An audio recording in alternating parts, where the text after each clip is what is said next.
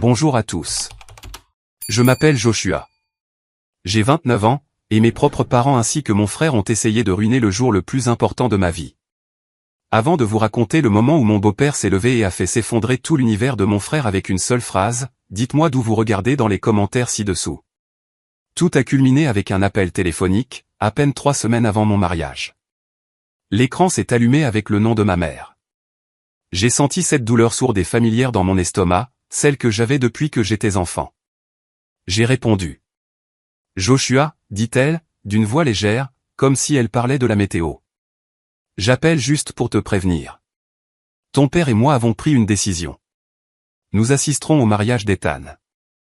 Bien sûr, c'est juste que. Eh bien, c'est le premier-né, tu comprends? C'est plus traditionnel. Je me suis appuyé contre le comptoir de la cuisine, le marbre froid s'infiltrant à travers ma chemise. Ma fiancée, Clara, m'a regardé de l'autre côté de la pièce, son sourire s'effaçant en voyant mon visage. Je comprends, ai-je dit. Les mots étaient calmes, stables. J'étais surpris de mon propre calme. Des années de pratique, je suppose. Oh, bien, dit-elle, soulagée. On se sentait si mal à propos de ce conflit. Quelle folle coïncidence. Que leur date tombe le même jour que la tienne. Nous essaierons de passer à ton petit événement après, si nous avons le temps. Aucune promesse. Je n'ai rien dit. J'ai juste écouté le vide sur la ligne. Bon, je dois te laisser, a-t-elle gazouillé. Beaucoup de choses à faire pour le grand jour d'Ethan. Je t'aime. La ligne est devenue silencieuse. J'ai lentement baissé le téléphone. Il l'avait choisi. Bien sûr qu'il l'avait fait. Il l'avait toujours choisi.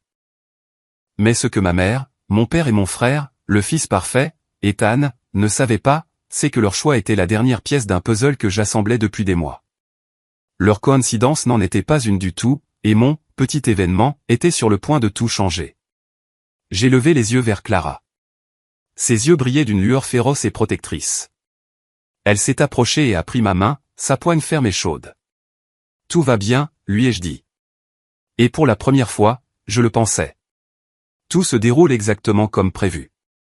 Mais pour comprendre le plan, il faut comprendre la douleur. Et cela a commencé bien avant qu'un quelconque mariage ne soit à l'horizon.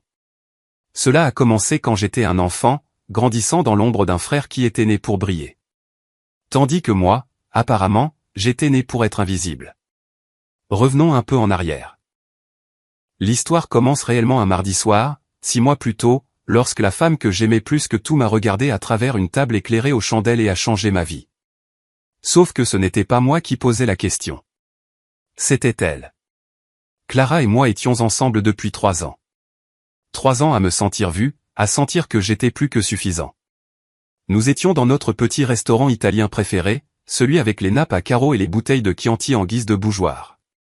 J'étais en train de divaguer sur un problème de codage au travail quand elle a soudainement posé sa main sur la mienne, me faisant taire. Joshua, dit-elle, sa voix douce mais sérieuse. Je t'aime. Je t'aime aussi, ai-je dit, mon cœur faisant un petit bond. Elle a pris une profonde inspiration. Je sais que les choses sont censées se passer d'une certaine manière. Le gars est censé faire cette partie, mais je te connais aussi. Je sais que tu réfléchis trop à tout parce que tu as toujours peur de ne pas être digne des bonnes choses. Ma gorge s'est serrée. Elle lisait en moi comme dans un livre ouvert. Elle a glissé son autre main dans son sac et en a sorti une petite boîte simple, pas une boîte à bagues, mais une belle boîte en bois. Elle l'a ouverte. À l'intérieur, nichée sur un coussin de velours noir, se trouvait une superbe montre classique. Joshua, dit-elle, les yeux rivés sur les miens. Je ne veux passer ma vie avec personne d'autre. Veux-tu m'épouser? Les larmes me sont montées aux yeux, non seulement de joie, mais d'un soulagement profond et accablant. Quelqu'un m'avait choisi. Quelqu'un voyait toutes mes parts brisées et ne se contentait pas de les accepter. Elle les aimait. Je pouvais à peine parler. J'ai juste hoché la tête, un immense sourire niais se répandant sur mon visage tandis qu'elle glissait la montre à mon poignet. Oui, ai-je finalement réussi à dire, 1000 fois oui. Le bonheur était si pur, si lumineux qu'il en était presque douloureux. Mais alors que nous quittions le restaurant, marchant main dans la main dans l'air frais de la nuit, une obscurité familière a commencé à s'insinuer aux abords de ma joie. L'étape suivante inévitable, l'annoncer à nos familles. L'annoncer à ses parents fut un rêve. Son père, Monsieur Harrison, était un homme chaleureux et imposant avec une poignée de main qui aurait pu broyer des noix. Il m'a attiré dans une étreinte qui m'a soulevé du sol et a tonné, « Bienvenue dans la famille, mon fils ». Sa mère, une femme d'une grâce incroyable, m'a embrassé sur la joue et m'a dit qu'elle avait toujours espéré que je serais le bon. Il formait une famille, une vraie. Puis Monsieur Harrison m'a tapé sur l'épaule. Eh bien, nous devons rencontrer tes parents. Il va falloir réunir tout le monde pour un vrai dîner de célébration. Et juste comme ça, l'obscurité que j'avais repoussée m'a envahi. Mes parents, mon frère. La seule pensée me retournait l'estomac. En grandissant, notre maison était une scène, et mon frère aîné, Ethan, en était la vedette. Il avait 2 ans de plus, était charmant sans effort, athlétique et beau. Il était le soleil, et j'étais la petite planète qui orbitait tranquillement autour de lui, perpétuellement dans son ombre. Nos albums de photos de famille en témoignaient. Page après page, Ethan frappant un home run. Ethan avec un trophée de débat. Ethan souriant avec nos fiers parents. Et moi, j'étais là, dans le coin d'une photo, floue, ou parfois pas là du tout. Je me souviens d'un Noël quand j'avais environ 9 ans. Tout ce que je voulais, c'était ce grand ensemble de stations spatiales Lego. Je l'avais encerclé dans le catalogue de Toys R Us pendant des mois. Le matin de Noël, j'ai déballé mes cadeaux, mais ils n'étaient pas là. À la place, j'ai eu des vêtements de seconde main trop grands et un livre. Puis Ethan a ouvert son dernier cadeau. C'était la station spatiale Lego. Nous savions que tu l'adorerais, chérie, a roucoulé ma mère. Tu es si doué pour construire des choses. Il ne l'était pas. Il s'ennuyait vite et cassait les choses. C'est moi qui passais des heures à assembler patiemment des modèles. J'ai regardé mon père, les yeux suppliants. Il a juste haussé les épaules. Ton frère est plus âgé, Joshua. Il a le premier choix. Tu connais les règles. Ethan a déchiré la boîte, a vidé les pièces sur le sol et a commencé à en assembler quelques-unes avant de s'énerver. C'est stupide, a-t-il déclaré après 5 minutes, et il a donné un coup de pied dans le tas, en voyant des briques en plastique se disperser sous le canapé. Plus tard cette nuit-là, bien après que tout le monde se soit endormi, je suis descendu sur la pointe des pieds et j'ai commencé à la construire moi-même, pièce par pièce, dans le silence de la nuit. Le lendemain matin, quand il a vu la station terminée, il a prétendu l'avoir finie. Mes parents ont loué son génie. Je n'ai jamais dit un mot. C'était mon rôle. Le machiniste silencieux et invisible dans la grande production de la vie parfaite d'Ethan. Ce schéma s'est poursuivi tout au long de nos années d'école. Ethan était le sportif populaire, l'âme de la fête. J'étais le gamin intello et silencieux qui avait toujours d'excellentes notes. On pourrait penser que c'était quelque chose dont mes parents pouvaient être fiers, n'est-ce pas? Faux. Pour eux, ma réussite scolaire était juste bizarre. C'était une autre façon dont je ne parvenais pas à être comme Ethan. Ne fais pas ton malin, Joshua, disait mon père quand je rentrais avec un bulletin parfait. Personne n'aime les je sais tout. Pendant ce temps, Ethan s'en sortait de justesse avec des notes moyennes et ils organisaient une fête. Il a du charisme, se vantait mon père auprès de nos proches. C'est ça qui compte dans le monde réel, pas les livres. Le dernier clou dans le cercueil de mon enfance est arrivé lors de ma dernière année de lycée. J'ai travaillé d'arrache-pied. J'étais le major de ma promotion. J'ai reçu une offre de bourse d'une prestigieuse université hors de l'État pour étudier le génie informatique. C'était mon billet de sortie, ma chance d'être enfin vu pour qui j'étais, pas pour qui je n'étais pas. Je me souviens être rentré en courant à la maison, agitant la lettre d'acceptation, mon cœur battant d'un espoir que je n'avais pas ressenti depuis des années. Mes parents étaient dans le salon, regardant la télévision. Je me suis tenu devant l'écran, à bout de souffle. J'ai été accepté. J'ai eu la bourse. Ma mère a pris la lettre et y a jeté un coup d'œil. Oh, c'est bien, chérie. Mon père n'a même pas levé les yeux. Ça couvre combien? Environ 75%, ai-je dit, ma voix tremblant d'excitation. Je peux travailler pour couvrir le reste ou prendre un petit prêt. Il m'a finalement regardé, son visage un masque d'agacement. Un prêt? Es-tu fou? Nous ne co-signerons rien. Et nous n'avons pas d'argent à jeter par les fenêtres pour ça. Mais vous avez créé un fonds d'études pour nous, ai-je balbutié, confus. Ce fonds d'études, a dit mon père, sa voix dangereusement basse, est pour ton frère. Il va en école de commerce à l'université d'État. Il a besoin d'un bon départ pour construire sa carrière, pour se faire des relations. Nous n'allons pas le gaspiller dans une de tes chimères à l'autre bout du pays. Les mots m'ont frappé comme un coup physique. Je ne pouvais plus respirer. Mais mes notes, la bourse. Nous avons déjà gaspillé assez d'argent avec toi, Joshua, a dit ma mère, pas méchamment, mais avec une finalité qui était pire que la colère. Ethan et l'investissement. Il est temps que tu commences à subvenir à tes propres besoins. Trouve un travail.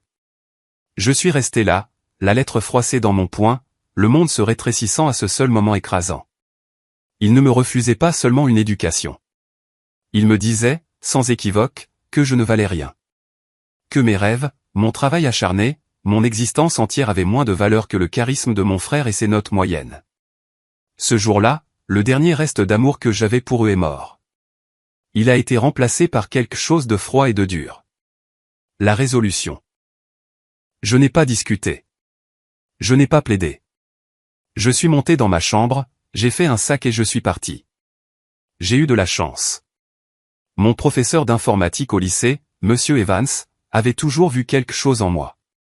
Il avait un beau-frère qui dirigeait une petite start-up technologique. Il a passé un appel. J'ai obtenu un poste de débutant pour faire du support informatique de base. Ce n'était pas glamour. Le salaire suffisait à peine pour vivre, mais c'était le mien. C'était mon évasion. Pendant les 9 années suivantes, j'ai travaillé. J'ai appris. J'ai gravi les échelons, promotion après promotion. Et je n'ai jamais demandé la moindre chose à ma famille.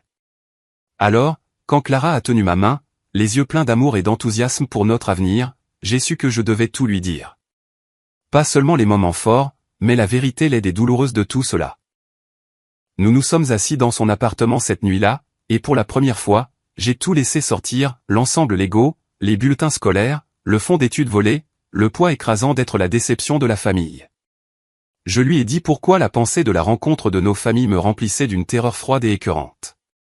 J'ai terminé mon histoire, ma voix rauque, m'attendant à moitié à ce qu'elle me regarde avec pitié, ou pire, qu'elle me voie comme quelqu'un d'abîmé. Mais elle ne l'a pas fait.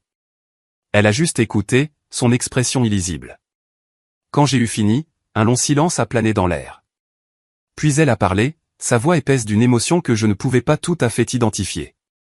Ces gens, dit-elle lentement, ne sont pas ta famille. Ce sont tes parents. Ta famille est ici.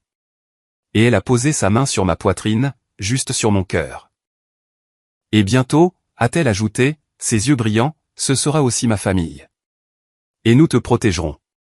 À ce moment-là, j'ai compris ce que c'était que d'être vraiment aimé. Ce n'était pas une question de grands gestes.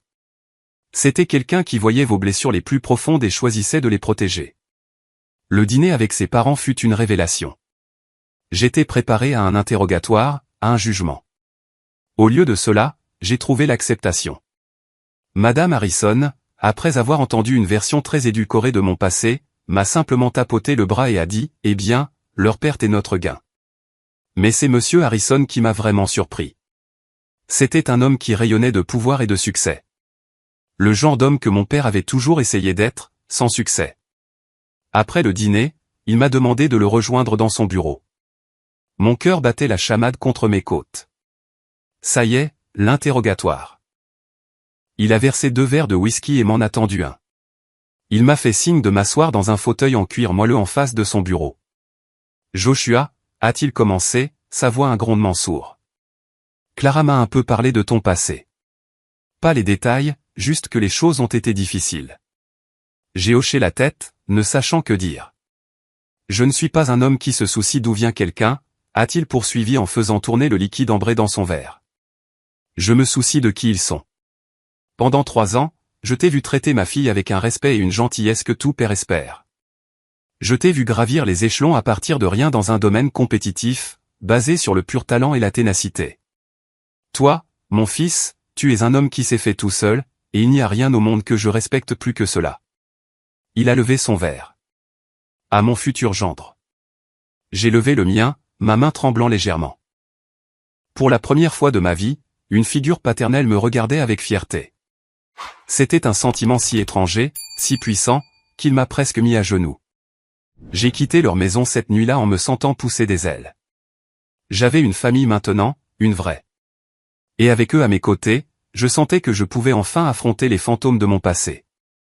Je ne réalisais juste pas que ces fantômes étaient sur le point de se matérialiser de la manière la plus destructrice possible. La nuit de la grande réunion de famille est arrivée une semaine plus tard. Clara, sachant à quel point j'étais stressé, avait réservé une salle privée dans un steakhouse haut de gamme. C'était un territoire neutre, élégant et calme, un endroit qui, je l'espérais, pourrait inspirer une apparence de comportement civilisé de la part de ma famille. J'étais un imbécile d'être si optimiste. Les Harrison sont arrivés les premiers, pile à l'heure, impeccablement habillés et portant un magnifique bouquet de fleurs pour ma mère. Clara et moi les avons accueillis, et nous quatre avons échangé des banalités. Puis, avec 20 minutes de retard, ma famille a débarqué comme un ouragan de catégorie 4. Mon père, Richard, portait un polo taché. Ma mère, Eleanor, avait un survêtement criard qui semblait avoir été acheté dans un magasin discount. Et Ethan. Ethan était dans son élément. Il est entré d'un pas arrogant, vêtu d'une chemise de marque déboutonnée un peu trop bas, un sourire suffisant plaqué sur son visage alors qu'il examinait le décor coûteux. « Waouh, Josh !» dit Ethan bruyamment, en me frappant dans le dos assez fort pour me faire trébucher. « Tu as finalement réussi à trouver une fille qui peut payer pour un repas décent, hein ?» J'ai serré les dents. Le sourire de Monsieur Harrison s'est légèrement crispé. « Richard, Eleanor, c'est un plaisir de vous rencontrer enfin, » a dit Monsieur Harrison en tendant la main. Mon père lui a donné une poignée de main molle, ses yeux parcourant déjà le menu. « Ouais, vous aussi. Commandons à manger, je meurs de faim. » Le dîner fut, sans aucun doute, les 2 heures les plus atroces de ma vie. Mes parents et Ethan ont ignoré toutes les tentatives de conversation des Harrison. Ils ne se parlaient qu'entre eux et généralement la bouche pleine. Ils se sont plaints de la taille des portions. Ils se sont disputés pour savoir qui aurait le dernier petit pain. Ma mère, Eleanor, a même sorti une calculatrice pour estimer le coût du repas, sifflant bruyamment et disant « Vous gâtez vraiment mon garçon, hein ?» Les parents de Clara étaient des maîtres de la diplomatie, essayant d'orienter la conversation vers des sujets neutres. « Alors, Ethan, » dit Madame Harrison avec un sourire poli. « Joshua nous dit que vous travaillez dans la finance. » Ethan s'est penché en arrière, bombant le torse. « Ouais, un gros bonnet de la banque d'investissement. C'est un marché de tueurs, mais je suis sur la voie rapide. J'envisage une énorme promotion au poste de directeur bientôt. L'augmentation de salaire va être démente. Vous ne comprendriez probablement pas. C'est un monde de haute pression. » Il a agité une main dédaigneuse comme s'il parlait à un enfant. J'ai observé Monsieur Harrison, un homme qui dirigeait une société financière de plusieurs milliards de dollars, hocher lentement la tête, une expression étrange et illisible sur son visage. « Vraiment, » dit-il doucement. L'humiliation finale est arrivée avec le plat principal. Le serveur a placé un magnifique filet mignon parfaitement cuit devant mon père. Il en a pris une bouchée, a mâché bruyamment, puis l'a recraché sur le côté de son assiette. « C'est saignant » a-t-il beuglé en faisant signe au serveur. « C'est quoi ce bougeoir de luxe ? Reprenez-le et faites-le cuire jusqu'à ce qu'il soit mort. » Je voulais que le sol s'ouvre et m'avale. Je sentais la chaleur monter à mon visage, une onde brûlante qui n'était que trop familière. J'ai risqué un regard vers Clara. Elle ne me regardait pas avec pitié. Elle regardait ma famille avec une fureur froide et dure. Et dans ses yeux, j'ai vu ma propre décision se refléter. Ça s'arrête maintenant. Juste au moment où je pensais que la soirée ne pouvait pas être pire, Ethan a décidé de reprendre le devant de la scène. Alors, en parlant de grandes nouvelles, a-t-il annoncé en s'essuyant la bouche avec le dos de la main. Il a attrapé sous la table une jeune femme et l'a installée sur le siège à côté de lui. Elle avait dû se glisser pendant que mon père faisait sa scène avec son steak. Elle était belle, d'une manière nette et brillante, avec des cheveux parfaits et une robe qui coûtait plus cher que ma première voiture. Tout le monde, rayonna Ethan, voici ma petite amie, Sophia. Enfin, ma fiancée, en fait. Il a attrapé sa main et a exhibé une énorme bague en diamant. Je lui ai demandé de m'épouser ce matin. Mes parents ont explosé. Ma mère a poussé un cri de joie, se levant pour serrer Sophia dans ses bras. Mon père a tapé dans le dos d'Ethan, toutes les plaintes concernant son steak trop cuit oubliées. C'est mon garçon. Je savais que tu dénicherais la perle rare. Clara et moi avons échangé un regard. Le timing était suspect. Félicitations, dit Clara, sa voix parfaitement égale. C'est une merveilleuse nouvelle. Sophia lui a adressé un sourire qui n'était que dents. Merci. Tout a été si soudain. Quand Ethan m'a dit que vous vous mariez, je me suis juste dit, pourquoi attendre? La vie est trop courte, vous savez. Elle a toisé Clara de la tête aux pieds, son regard s'attardant un instant sur la bague de fiançailles simple et élégante de Clara avant de revenir à son propre énorme caillou. Le message était clair. Le reste du dîner fut le Ethan and Sophia show. Nous avons tout entendu sur leur romance éclair, leur projet de mariage somptueux et la famille influente dont Sophia était issue.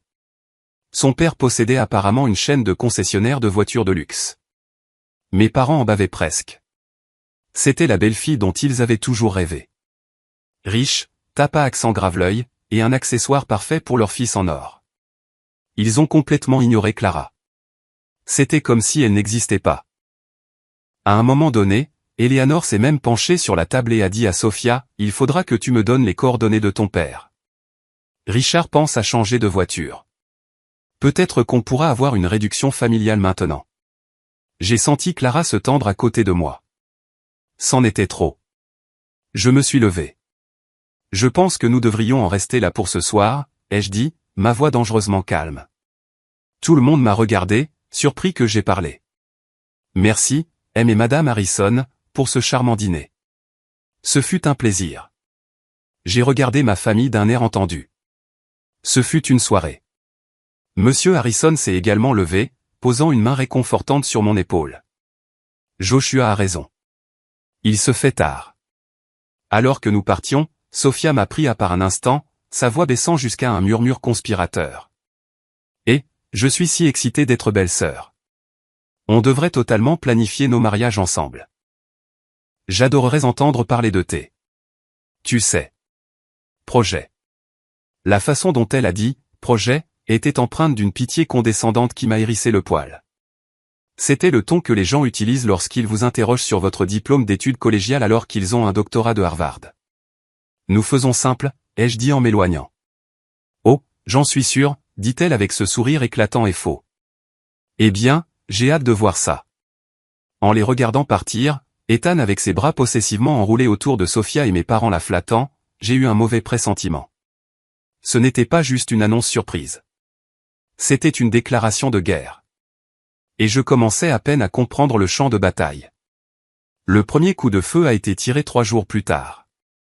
Mon téléphone a sonné. C'était Ethan. Et, petit frère, dit-il, sa voix dégoulinant d'une fausse gaieté. J'ai une nouvelle incroyable. Sophia et moi avons fixé notre date. D'accord, ai-je dit, me préparant au pire. Ouais, on a trouvé le lieu le plus incroyable, mais ils sont complets pour des années, sauf pour une annulation. Tu peux croire notre chance? C'est en octobre. Le 14 octobre. Je me suis figé. Le 14 octobre, le jour de mon mariage. La date que Clara et moi avions envoyée sur nos cartons au Save the Date 6 semaines plus tôt. Quelle folle coïncidence, n'est-ce pas?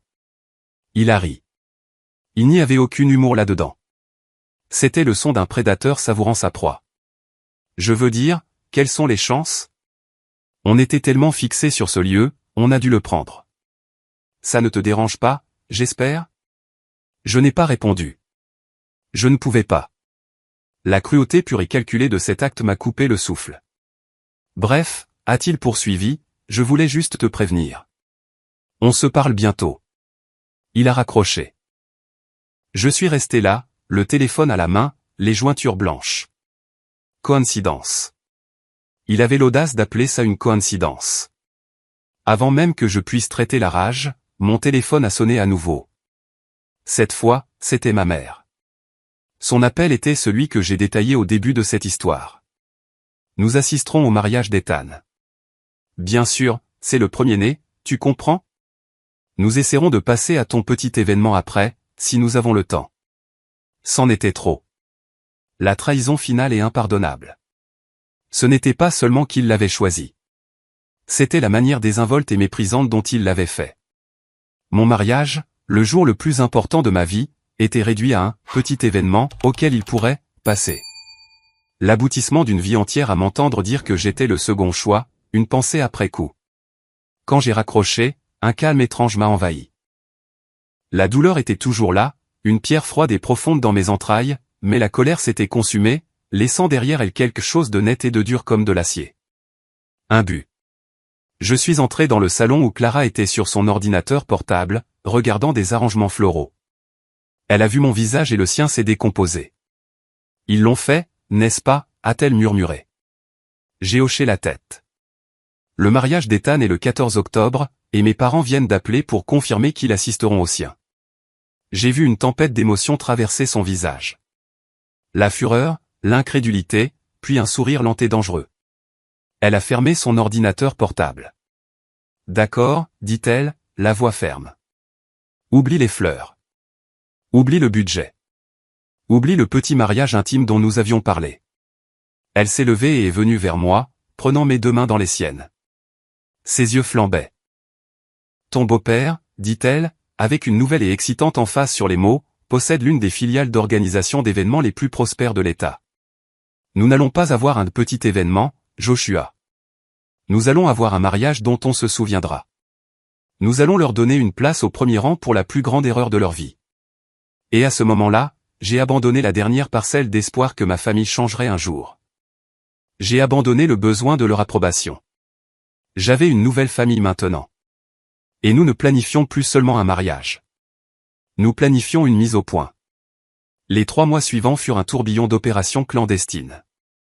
Nous sommes devenus des commandos du mariage, opérant dans le secret le plus total.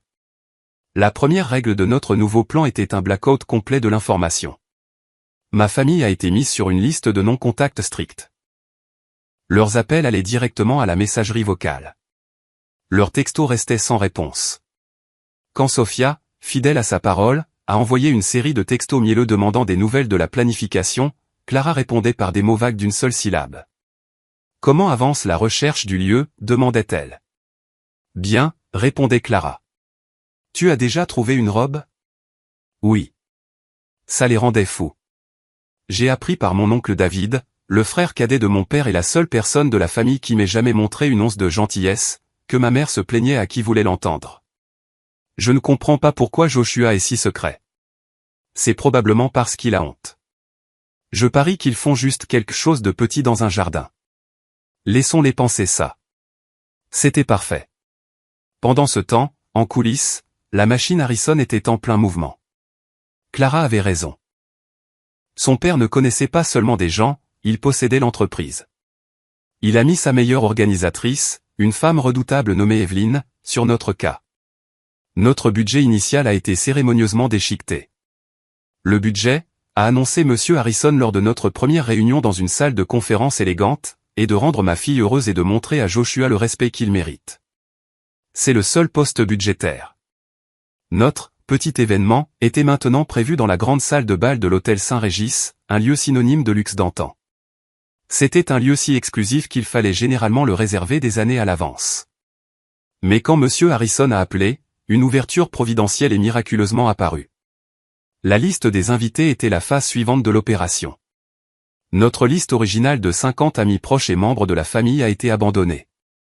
Evelyn et Madame Harrison se sont mises au travail. La nouvelle liste a gonflé à 300 personnes. Elle incluait toute la famille élargie de Clara, leur réseau d'amis et, plus important encore, une sélection triée sur le volet des associés de M. Harrison.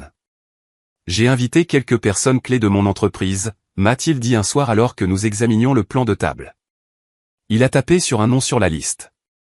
Quelques membres du conseil d'administration et notre principal conseiller juridique. Ce sera bien pour eux de voir à quoi ressemble la véritable intégrité. Il y avait une lueur dans ses yeux que je commençais à reconnaître. C'était le regard d'un maître d'échecs positionnant ses pièces pour l'échec et mat. Il m'a posé des questions sur l'entreprise d'Ethan. Je lui ai donné le nom de la société d'investissement de taille moyenne où Ethan travaillait. Monsieur Harrison a juste hoché la tête lentement, une expression pensive sur son visage. H&H Financial a une relation de travail avec eux, dit-il de manière énigmatique. Nous sommes de l'autre côté d'une grosse fusion dans laquelle ils sont impliqués. Intéressant. C'était un détail que j'ai enregistré. Ça semblait important. Tout était de premier ordre. Un orchestre de 10 musiciens. Un chef célèbre pour concevoir le menu.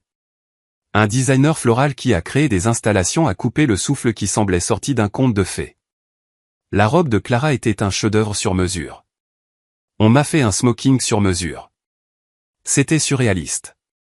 Une partie de moi, celle qui était encore ce petit garçon dans le coin, ressentait un sentiment constant et lancinant de syndrome de l'imposteur. Je ne méritais pas tout ça. Mais chaque fois que je ressentais ce doute, Clara ou ses parents étaient là. Madame Harrison passait son bras sous le mien lors d'une dégustation de gâteaux et disait « Joshua, tu as une lumière dans les yeux que je n'avais pas vue auparavant. Ça te va bien. » Monsieur Harrison me tapait sur l'épaule après une réunion et disait « Tu gères tout ça comme un pro, mon fils. » Il ne se contentait pas d'organiser une fête. Il reconstruisait mon estime de moi, un détail luxueux et valorisant à la fois. La dernière pièce du plan était la plus difficile. Nous devions inviter ma famille, non pas parce que nous les voulions là, mais parce que leur présence était nécessaire au fonctionnement du plan. L'invitation a été envoyée, un carton épais de couleur crème avec des lettres dorées qui coûtaient probablement plus cher que leur dîner. C'était une invitation à notre réception de mariage au Saint-Régis à 19 h le 14 octobre. Nous savions que la cérémonie d'Ethan était à 16 h, suivie d'une réception dans un club de golf en banlieue. Notre timing était délibéré. Il leur laissait une fenêtre pour venir se vanter, et nous comptions sur eux pour la saisir. 2 semaines avant le mariage, le carton RSVP est revenu par la poste. Richard, Eleanor et Ethan plus une personne ne seront pas présents. Ils n'avaient même pas pris la peine d'utiliser le nom de Sophia. J'étais juste, le frère de Joshua, dans une note qu'ils avaient écrite sous la case cochée nom. Ma mère avait griffonné une note de son écriture bouclée, tellement désolé, nous serons occupés à un vrai mariage. Espérons que vous vous amuserez. Je l'ai montré à Clara. Elle a juste souri. Parfait, a-t-elle dit. Ils ont mordu à l'hameçon. Le jour J est arrivé. 14 octobre. Je me suis réveillé dans une suite au sein. Régis, ressentant un étrange mélange de terreur et d'exaltation. Je me suis tenu près de la fenêtre, regardant la ville s'éveiller en contrebas. Le smoking sur mesure était accroché à la porte de l'armoire. Ça y est. Notre cérémonie fut une affaire privée, tenue dans le jardin sur le toit de l'hôtel en début d'après-midi. Juste nous, les Harrison, mon témoin, Michael, et la demoiselle d'honneur de Clara. C'était parfait. Debout là, prononçant mes vœux à Clara avec la ligne d'horizon comme témoin, j'ai ressenti un profond sentiment de paix. Quoi qu'il arrive ce soir, j'avais déjà gagné. Je l'avais, elle. La réception devait commencer à 19 h. À 18h45, la grande salle de bal bourdonnait déjà d'activité. C'était à couper le souffle. Des arrangements floraux imposants, des lustres en cristal scintillant comme des constellations captives, et le murmure bas et élégant de 300 invités se mêlant autour de champagne et d'huîtres. L'orchestre de 10 musiciens jouait du jazz doux. C'était un monde à part des salles de centres communautaires et des salles de réception de clubs de golf auxquelles j'étais habitué. À 19h15, pile à l'heure, le concierge de l'hôtel a parlé doucement dans son communicateur de poignet. J'ai vu Evelyne, notre organisatrice, hocher la tête de l'autre côté de la salle. Elle m'a fait un discret signe de pouce levé. Ils sont là, murmura-t-elle en passant. J'ai pris une profonde inspiration et j'ai serré la main de Clara. Nous nous tenions près de l'entrée, accueillant les invités. Nous nous étions positionnés de manière à avoir une vue claire de leur arrivée. Et puis ils sont entrés. C'était comme regarder une scène de film où des personnages de 2 films différents se retrouvent accidentellement sur le mauvais plateau. Mon père portait un costume beige mal ajusté. Ma mère portait une robe fuchsia criarde, trop serrée et trop voyante pour cette soirée élégante. Et Ethan et Sophia. Ils avaient l'air de venir, eh bien, d'un mariage dans un club de golf de banlieue. Son costume était froissé, et la robe de style demoiselle d'honneur de Sophia, bien que chère, semblait criarde et déplacée au milieu de la mer de robes de créateurs et de smoking. Ils se sont arrêtés net juste à l'entrée. J'ai observé leurs visages alors qu'ils découvraient la scène, leurs expressions suffisantes et moqueuses s'effaçant pour être remplacées par une incrédulité bouche bée et aux yeux écarquillés. Ils ont balayé la salle du regard, leurs yeux passant des plafonds aux cascades d'orchidées, des sculptures de glace au nombre impressionnant d'invités superbement vêtus. Ce n'était pas un barbecue dans un jardin. Ce n'était pas un petit événement. C'était un spectacle de richesse et de classe qu'il ne pouvait même pas comprendre. La main de ma mère est allée à sa bouche. Le visage de mon père est devenu rouge et tacheté. Le sourire parfait de Sophia avait disparu, remplacé par un masque tordu d'envie et de confusion. Mais la meilleure réaction fut celle d'Ethan. Il avait l'air d'avoir reçu un coup de poing dans le ventre. Ses yeux, écarquillés par le choc, m'ont finalement trouvé. Il m'a vu là, détendu et souriant dans mon smoking parfaitement taillé, ma belle épouse à mon bras, l'air d'être à notre place. Parce que nous l'étions. Lentement, comme 4 aimants attirés contre leur volonté, ils ont commencé à marcher vers nous. Le murmure de la conversation autour de nous s'est éteint alors que les gens remarquaient les nouveaux arrivants étrangement vêtus et la tension palpable dans l'air. Joshua, balbutia ma mère, ses yeux parcourant nerveusement la salle. Qu'est-ce que c'est que tout ça? C'est ma réception de mariage, maman, ai-je dit, ma voix calme et agréable. Je suis si content que vous ayez pu venir. Mais comment, bégaya mon père, faisant un vague geste vers la salle. Qui a payé pour? Nous, dit Clara, sa voix comme de l'acier enrobé de miel. Nous sommes si heureux que vous ayez pu venir célébrer avec nous, Richard, Eleanor. Elle leur fit un signe de tête, une reine reconnaissant ses sujets pas si loyaux. Puis ses yeux se posèrent sur Sophia. Et vous devez être l'autre mariée. Félicitations. La façon dont elle a dit, autre mariée, était un chef-d'œuvre de mépris subtil. Sophia tressaillit comme si elle avait été giflée. Ethan a finalement retrouvé sa voix. Qu'est-ce que c'est, Josh, siffla-t-il, sa voix basse et furieuse. Une sorte de blague? Où as-tu trouvé l'argent pour ça? Tu as gagné à la loterie? Quelque chose comme ça, ai-je dit avec un petit sourire. J'ai épousé la bonne femme. Au bon moment, le chef d'orchestre a tapé sur son micro. Mesdames et messieurs, si je pouvais avoir votre attention, s'il vous plaît. J'ai le grand honneur de présenter le père de la mariée pour un toast aux heureux mariés. Veuillez accueillir chaleureusement Monsieur Robert Harrison. Et c'est là que le sol s'est véritablement dérobé sous leurs pieds. La voix du chef d'orchestre a retenti dans le système de sonorisation ultramoderne de la salle de bal.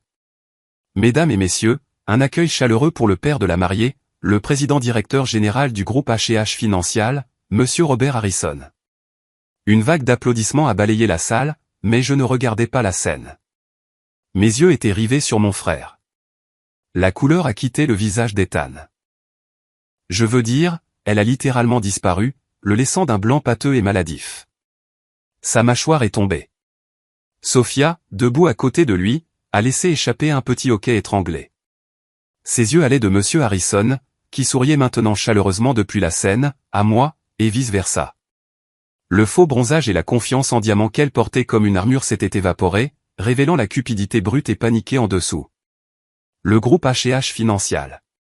L'entreprise n'était pas seulement un nom pour Ethan. C'était tout son univers.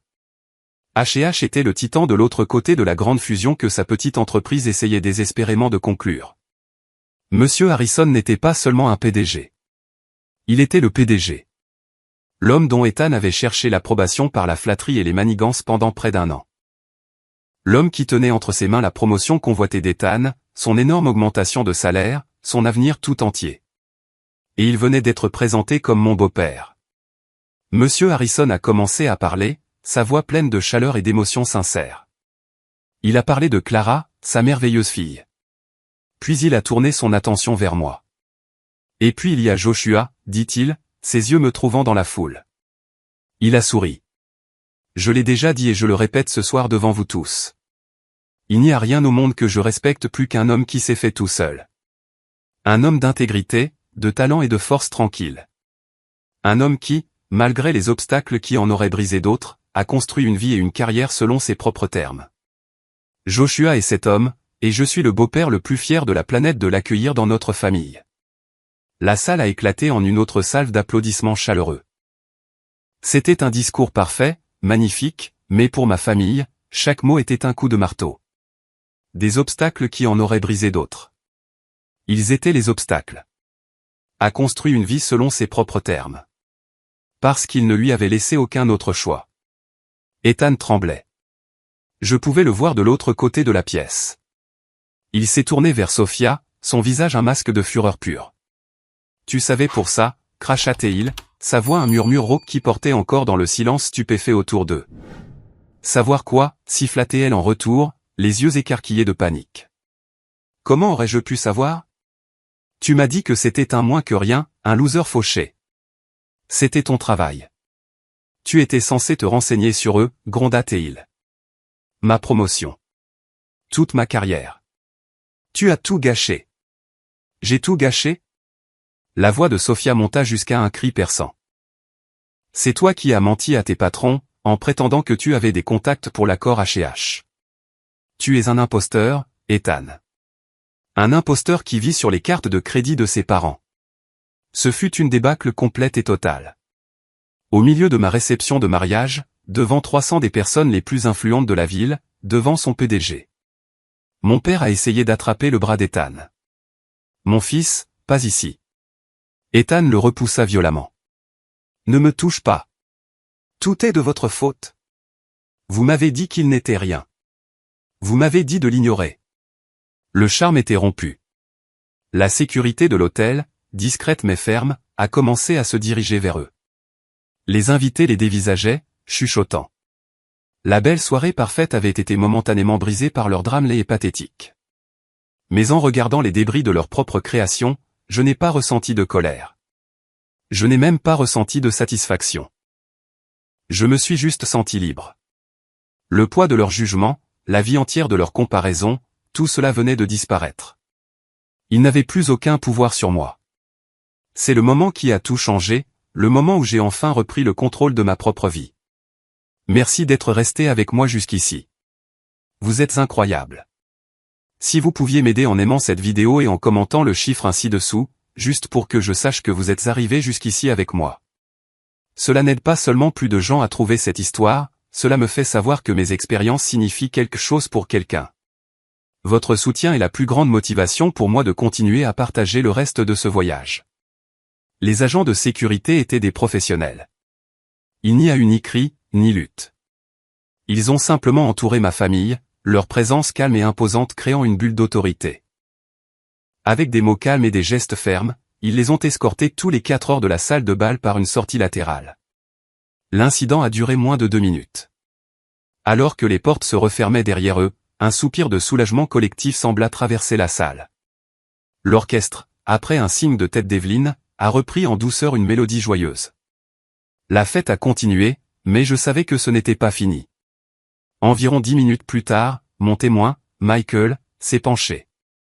Ils sont dans le hall, a-t-il chuchoté. Tes parents demandent à te parler seul. Clara a serré ma main. Tu n'es pas obligé. Je sais, ai-je dit, mais j'en ai besoin. Pour moi. Je l'ai embrassé sur le front et j'ai suivi Michael hors de la salle de bal. Je les ai trouvés blottis près d'un couloir de service, à l'écart du flux principal du hall de l'hôtel. Le combat les avait quittés. Ils semblaient juste petits et vaincus. Le maquillage de ma mère était maculé par les larmes. Le visage de mon père était cendré. Ethan et Sophia étaient partis, ayant probablement pris la fuite dans des directions opposées. Dès qu'ils m'ont vu, ma mère s'est précipitée en avant. Joshua. Oh Joshua, Dieu merci. Nous sommes tellement désolés. Mon père a hoché vigoureusement la tête. Un malentendu complet, mon fils. Nous n'avions aucune idée. Harrison, le PDG de H&H, pourquoi ne nous l'as-tu pas dit? La question était si absurde, si complètement dénuée de conscience de soi que j'ai presque ri. Vous le dire, ai-je demandé, ma voix dangereusement égale. Pourquoi l'aurais-je fait? Pour que vous puissiez essayer de m'utiliser. Pour que vous puissiez enfin faire semblant d'être fier de moi parce que j'ai épousé l'argent et le pouvoir? Non, non, ce n'est pas comme ça, sanglota Eleanor en tendant la main vers mon bras. J'ai reculé et elle a tressailli comme si je l'avais frappée. Nous avons toujours été fiers de toi, Joshua. Toujours. C'est juste que... Nous avons une drôle de façon de le montrer. C'était le mensonge le plus pathétique que j'ai jamais entendu. Toutes les années de négligence, à m'entendre dire que je n'étais pas assez bien, à voir mes rêves rejetés et mes accomplissements ignorés. Tout cela était censé être effacé par ce dernier mensonge désespéré. Non, ai-je dit, et le mot était aussi solide et inébranlable qu'un mur de granit. Vous n'avez jamais été fier de moi. Vous étiez fier d'Ethan. Vous étiez fier de l'idée que vous vous faisiez de lui. Vous avez tout investi en lui. Et vous m'avez traité comme une erreur d'arrondi dans le budget familial. Ce n'est pas juste, marmonna mon père, les yeux fixés au sol. Juste? J'ai laissé échapper un rire court et sec. Vous voulez parler de justice? Était-ce juste quand vous lui avez donné mon ensemble Lego? Était-ce juste quand vous avez méprisé mes notes? Était-ce juste quand vous avez pris mon fonds d'études et m'avez dit que mon avenir était un gaspillage d'argent? Était-ce juste quand vous avez conspiré avec lui pour ruiner le jour de mon mariage? Il n'avait pas de réponse. Il se tenait juste là, me regardant, la vérité enfin mise à nu entre nous. Vous êtes venu ici ce soir pour une seule raison, ai-je poursuivi, ma voix froide et claire. Vous êtes venu pour vous moquer de moi. Vous êtes venu voir mon petit événement et vous sentir supérieur. Vous vouliez confirmer une dernière fois que vous aviez misé sur le bon fils. Mais vous avez mal calculé. Vous n'avez pas parié sur le mauvais cheval. Vous n'avez simplement jamais réalisé qu'il y avait un autre cheval dans la course. J'ai regardé le visage de ma mère baigné de larmes, puis l'affaissement vaincu de mon père. Je n'ai rien ressenti. Ni colère, ni pitié, ni amour. Juste un vide vaste et tranquille. L'emprise émotionnelle qu'ils avaient sur moi depuis 29 ans était enfin, complètement brisée. Aujourd'hui est le jour de mon mariage, ai-je dit, ma voix s'adoucissant légèrement. Pas pour eux, mais pour moi. C'est le premier jour de ma nouvelle vie avec ma nouvelle famille. Une famille qui m'aime et me respecte pour qui je suis, pas pour ce que je peux faire pour eux. Et je ne vous permettrai pas de jeter votre ombre dessus une seconde de plus. Je me suis retourné pour partir. Joshua, attends, a crié ma mère, sa voix désespérée. Qu'est-ce qu'on fait maintenant? Je me suis arrêté, mais je ne me suis pas retourné. Ce n'est plus mon problème, ai-je dit par-dessus mon épaule. Je vous suggère d'aller profiter du reste du mariage d'Ethan. Et puis je suis retourné dans la lumière, le bruit et la chaleur de ma fête, les laissant derrière moi dans le couloir sombre et silencieux. Je n'ai jamais regardé en arrière. Les semaines qui ont suivi le mariage furent les plus heureuses de ma vie. Clara et moi sommes partis en lune de miel en Italie, un voyage offert par Monsieur Harrison comme cadeau de mariage. Pendant 2 semaines, nous avons tout oublié. Nous avons mangé des pâtes, bu du vin et nous sommes perdus dans d'anciennes rues pavées. Pas d'appel téléphonique, pas de mets, pas de drame familial. C'était juste nous. J'avais l'impression de pouvoir enfin respirer. À notre retour, la réalité a lentement recommencé à s'infiltrer, mais c'était une nouvelle réalité. Nous avons emménagé dans une belle nouvelle maison que nous avons achetée ensemble. Je travaillais toujours au même poste, mais quelque chose avait changé. Le syndrome de l'imposteur avait disparu. J'allais au travail avec une nouvelle confiance, une nouvelle conscience de ma propre valeur.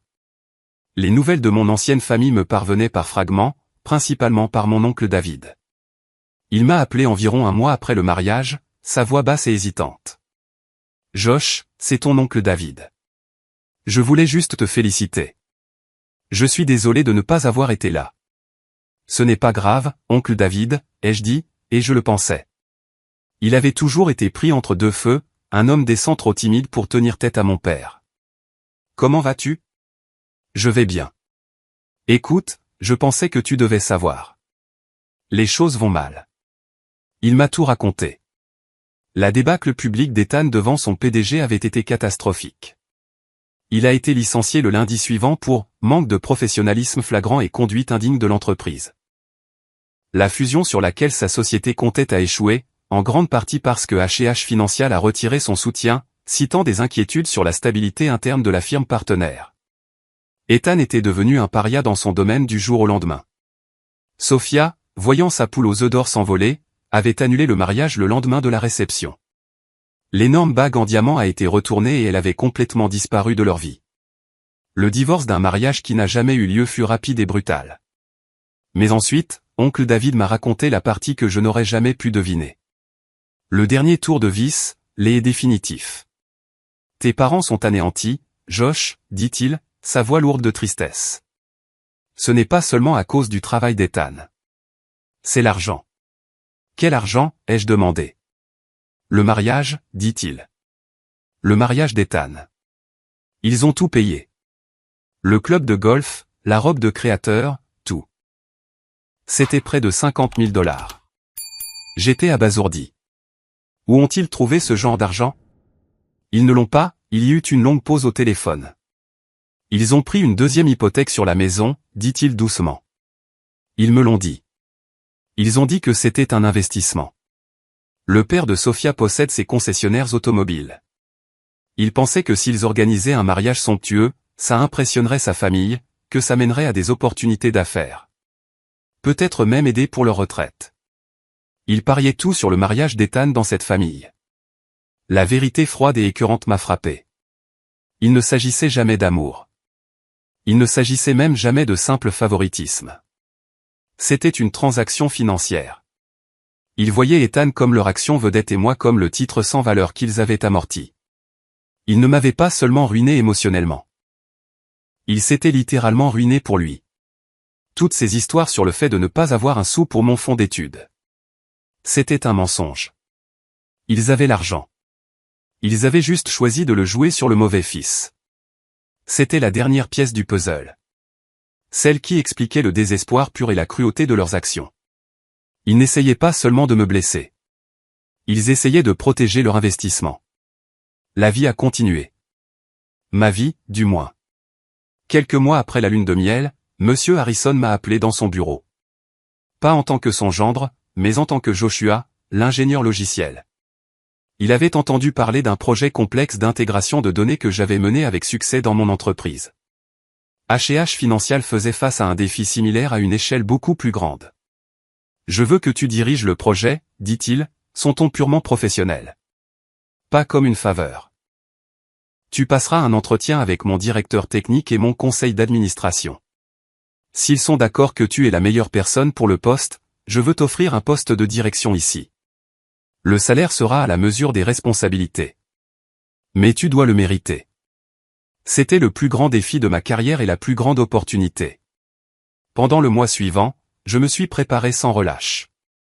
J'ai passé 3 séries d'entretiens techniques épuisants.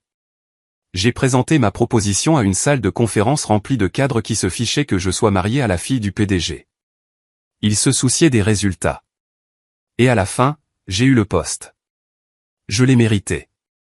Franchir les portes de H&H Financial pour mon premier jour fut une expérience surréaliste. Je n'étais plus seulement le mari de Clara. J'étais un membre respecté de l'équipe, dirigeant un projet essentiel pour l'avenir de l'entreprise.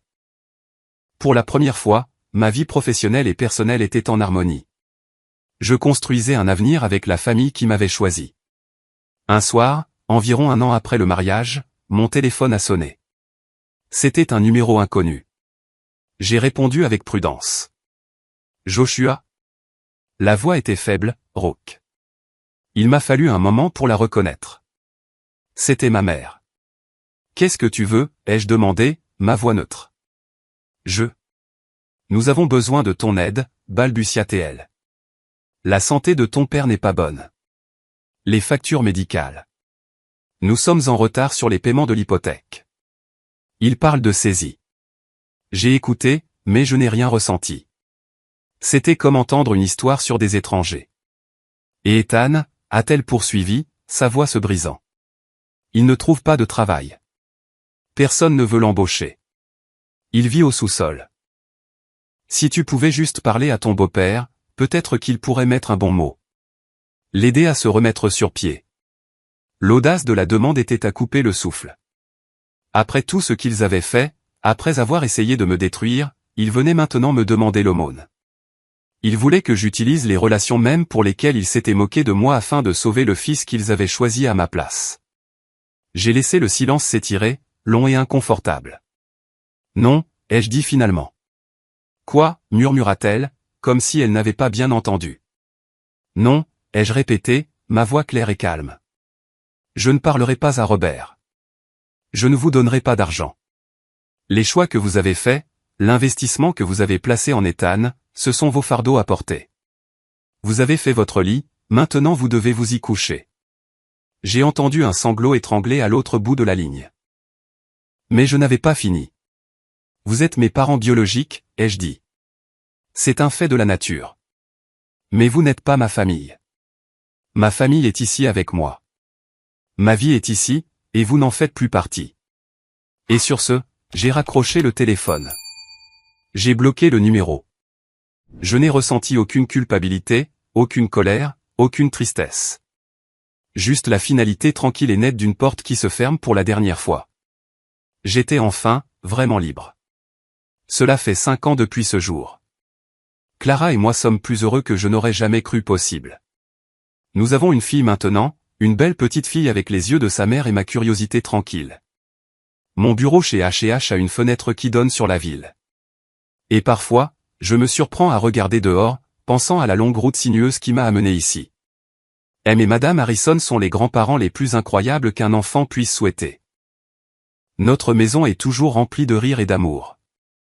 Le genre de chaleur que je lisais dans les livres et que je pensais être de la pure fiction.